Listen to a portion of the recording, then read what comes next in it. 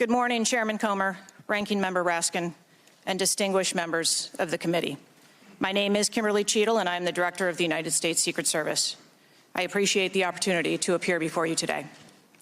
The assassination attempt of former President Donald Trump on July 13th is the most significant operational failure of the Secret Service in decades, and I am keeping him and his family in my thoughts.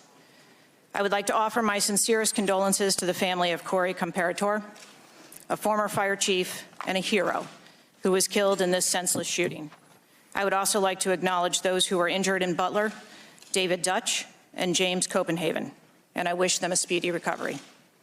I would be remiss if I did not also extend my condolences on the passing of your colleague, Congresswoman Sheila Jackson Lee. Ms. Jackson Lee was always engaged in the oversight of the Secret Service, and her passing is a great loss to this body. The Secret Service's solemn mission is to protect our nation's leaders. On July 13th, we failed. As a director of the United States Secret Service, I take full responsibility for any security lapse of our agency. We are fully cooperating with ongoing investigations. We must learn what happened, and I will move heaven and earth to ensure that an incident like July 13th does not happen again.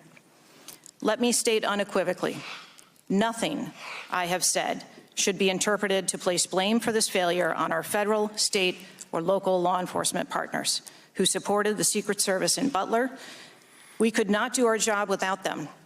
We rely on the relationships built over years of working together to secure events and conduct investigations. Our agents, officers, and support personnel understand that every day we are expected to sacrifice our lives to execute a no-fail mission. As witnessed on July 13th, our special agents shielded former President Trump with their own bodies on stage while shots were being fired.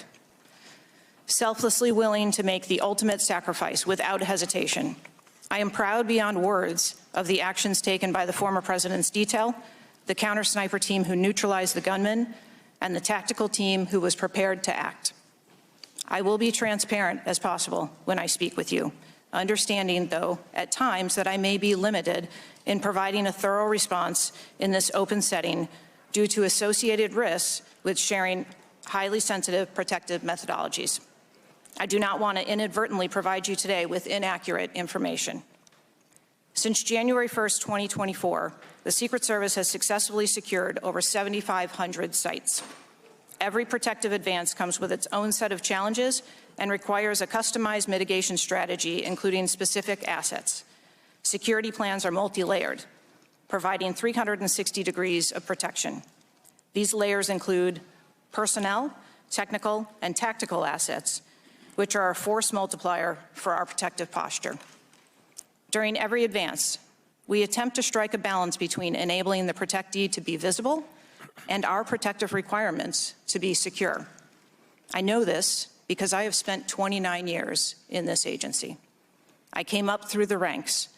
I've secured events for every president since President Clinton, supervised on Vice President Cheney's detail, led our training center, oversaw all of the investigations and protective visits in the state of Georgia, supervised on Vice President Biden's detail, and the agency's entire protective mission during the Trump administration. The comprehensive advance process involves collaborative planning between our Secret Service, the protectee's staff, local law enforcement partners, and the level of security provided for the former president increased well before the campaign and has been steadily increasing as threats evolve.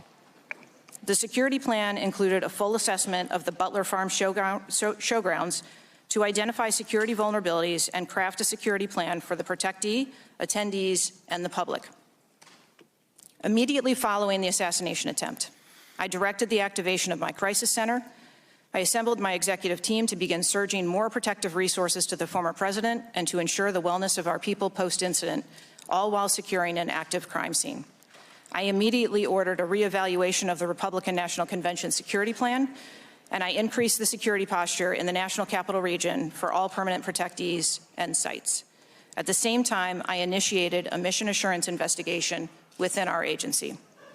I have instructed my team that all necessary resources will be dedicated to investigating these matters, We will not rest until we have explored every option, and we will leave no stone unturned. But I want to be clear. I am not waiting for these investigations to be completed prior to making changes. Over the past 2 weeks, we successfully led the planning and execution of the 75th NATO Summit and the Republican National Convention. Over the next few months, we will implement security plans for the Democratic National Convention, the United Nations General Assembly, and have already begun planning and coordinating the 2025 inauguration. It is now more important than ever for the men and women of the Secret Service to remain resilient and to focus on what is necessary to carry out our critical mission. Our agency needs to be adequately resourced in order to serve our current mission requirements and anticipate future requirements. The Secret Service currently protects 36 individuals on a daily basis, as well as world leaders who visit the United States, like Israeli Prime Minister Benjamin Netanyahu, who arrived in Washington, D.C. today. The coming years will bring an unprecedented heavy protection tempo. I have no doubt that the processes that I have implemented during my tenure as director, in addition to my nearly 30 years of experience in this agency, have positioned the Secret Service to be stronger. Our mission is not political. It is literally a matter of life and death, and the tragic events on July 13th remind us of that. I have full confidence in the men and women of the Secret Service. They are worthy of our support in executing our protective mission.